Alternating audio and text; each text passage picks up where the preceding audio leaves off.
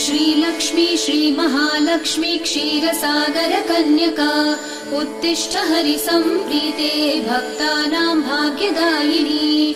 श्रीलक्ष्मी श्रीमहालक्ष्मी क्षीरसागर कन्यका उत्तिष्ठ हरिसम्प्रीते भक्तानां भाग्यदायिनी।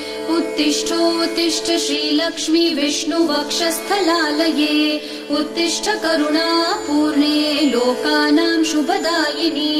उत्तिष्ठोत्तिष्ठ श्रीलक्ष्मी विष्णुवक्षस्थलालये उत्तिष्ठ करुणापूर्णे लोकानां शुभदायिनी।